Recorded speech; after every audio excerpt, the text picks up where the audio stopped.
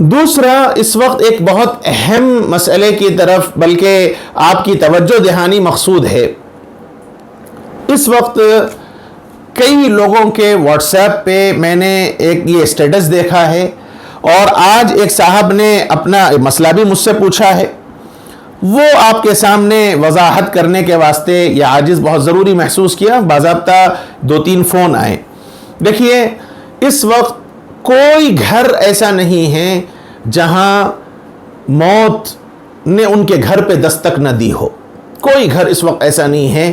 ہر گھر میں، ان کے قریبی رشتہ داروں میں، ہر گھر میں ایسا ہے جہاں موت نے دستک دی ہے، اور ان کے اپنے اعزاء، ان کے اپنے قریبی رشتہ دار ان کو چھوڑ کر دنیا سے چلے گئے۔ لیکن موت کی وجہ سے ایک مسلمان اللہ کے حکم کو توڑ دے، اللہ کے حکم کو چھوڑ دے، یہ ایک مومن کی شان کے خلاف ہے۔ اس لیے ایک شعر کا ایک مصرع ہے، مومن تو فقط احکام الہی کا ہے پابند۔ ایک مومن کی صفت یہی ہے کہ وہ اللہ کے حکم کا پابند ہے۔ جب اللہ نے حکم دیا روزے رکھو تو روزہ رکھنا ضروری ہے، کھانا پینا سب چھوڑنا ضروری۔ اور جب اللہ نے حکم دیا کہ اب تم خوشیاں مناؤ تو اب یہ خوشی منانا اللہ کا حکم ہے۔ لہذا لوگ یہ کہہ رہے ہیں، واٹس ایپ پہ اسٹیٹسوں پہ لوگوں نے لکھ رکھا ہے کہ اب کیا خوشی ہوگی عید کی روزے داروں میں، اب کیا خوشی ہوگی عید کی روزے داروں میں، نئے کپڑوں سے زیادہ کفن بک گئے بازاروں میں۔ ٹھیک ہے، مرنا ہر ایک کو ہے، موت متعین ہے، لیکن اس کا یہ مطلب نہیں ہے کہ ہم شرعی حکم کو چھوڑ دیں۔ دل کی خوشی نہ ہو، لیکن جو حکم اسلام نے دیا ہے خوشی کا اظہار کرنا، خوشی منانا، یہ اسلامی حکم ہے۔ اس لیے جو لوگ یہ سمجھتے ہیں کہ صاحب انتقال ہو گیا، اب ہم عید منائیں کہ نہ منائیں، نئے کپڑے پہنے کہ نہ پہنے، کیسے پہنیں گے نئے کپڑے، ہمارے اپنے گھر میں انتقال ہو گیا، تو یہ سمجھنا چاہیے کہ یہ ہمارے ایمان کے کمزور ہونے کی علامت ہے۔ ورنہ اصل تو یہ ہے کہ اللہ تعالیٰ اپنے بندے کو اپنے پاس بلایا، اللہ کی امانت ہے، اللہ نے اپنی امانت کو اپنے پاس بلا لیا۔ ہمیں اس بات کا حکم دیا گیا کہ جب روزے تم نے رکھے اللہ کے حکم سے، تو اب یہ عید منانا، عید کی خوشی میں شریک ہونا اور کھانا پینا، چونکہ یہ اللہ کی ضیافت کا دن ہے، بہت نازک چیز ہے۔ آپ اگر کسی کے پاس مہمان جائیں، وہ آپ کا میزبان ہو، اس نے کھانے پینے کے لیے آپ کو بلایا ہے، اور ایسی جگہوں پر آپ منہ لٹکا کر بیٹھیں گے، غم کا اظہار کریں گے، تو میزبان کو لامحالہ تشویش ہوگی، میزبان کو خوشی نہیں ہوگی۔ اور وہی اگر آپ مہمان بن کر میزبان کے پاس جائیں اور خوشی کا اظہار کریں، تو وہ خوشی کے ساتھ آپ کے سامنے اظہار کرے گا، اچھا کھلائے گا پلائے گا۔ یہ عید کا دن دراصل اللہ کی میزبانی کا دن ہے، یہ اللہ کی میزبانی کا دن ہے۔ ہم اللہ کے مہمان ہیں، اور ہم اللہ کے دربار میں اللہ کے مہمان بن کر اگر ہم غم سے منہ لٹکائے بیٹھے رہیں گے اور نئے کپڑے نہیں پہنیں گے، خوشی کا اظہار نہیں کریں گے، تو آپ بتلائیے کہ مولا کتنے ناراض ہوں گے۔ اس لیے یہ جو مصرع ہے اور یہ جو لوگ اپنا ذہن بنا رہے ہیں اس قسم کا، اس سے پرہیز کرنے کی ضرورت ہے۔ اسلام نے جو حکم دیا، آپ عید منائیں، ضرور منائیں، اچھے کپڑے پہنیں، نئے کپڑے پہنیں، عید کی نماز کو آپ جائیں، گھر میں خوشی کا اظہار کریں۔ موت تو برحق ہے، موت کو تو ہر ہے، جانا ہے۔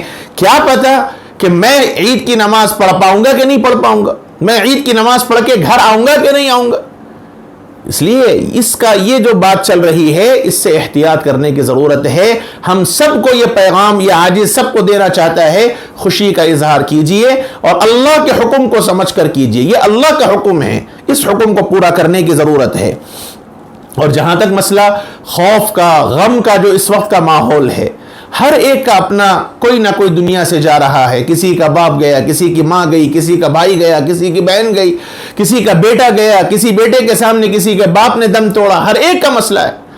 لیکن موت کا وقت متعین ہے۔ اس موقع پر ہمارے حضرت والا، حضرت اقدس، حضرت مولانا شاہ محمد جمال الرحمن صاحب مفتاحی دامت برکاتہم قادری اور چشتی کا جو اس وقت ملفوظ ہے، وہ آپ غور سے سنیے۔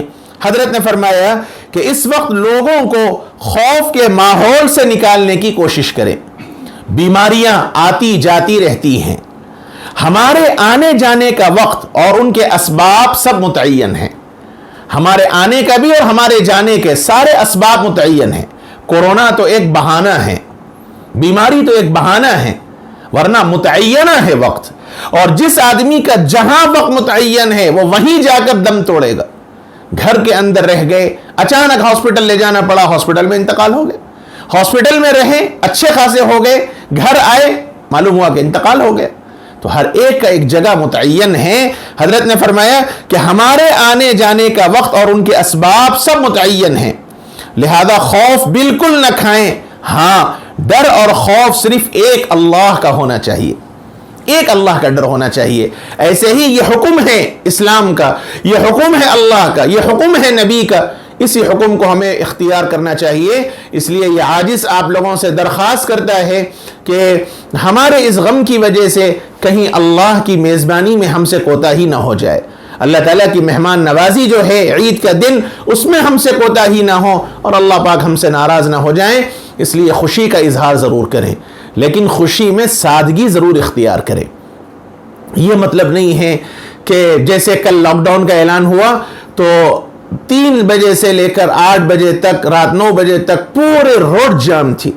ایسا معلوم ہو رہا تھا کہ بس آج ہی کل ہی عید کا دن ہے، ساری سیویاں بک گئیں اور سارے دودھ بک گئے اور چپلیں ختم ہو گئیں۔ یہ ایسا راستے بلاک کر دیے گئے کہ جیسے معاملہ ختم ہو گیا۔ ایسا نہ ہو، آپ سادگی، اب ضرور نئے کپڑے پہنیں، اگر آپ کے پاس پہلے سے نئے کپڑے ہیں تو آپ ضرور نئے کپڑے پہنیں، اور اگر نئے کپڑے سلانے کا آپ کو موقع نہ ملا تو اچھے صاف کپڑے پہنیں، خوشی کا اظہار کریں، کھائیں پکائیں۔ اللہ کی مہمان نوازی کا یہ دن ہے۔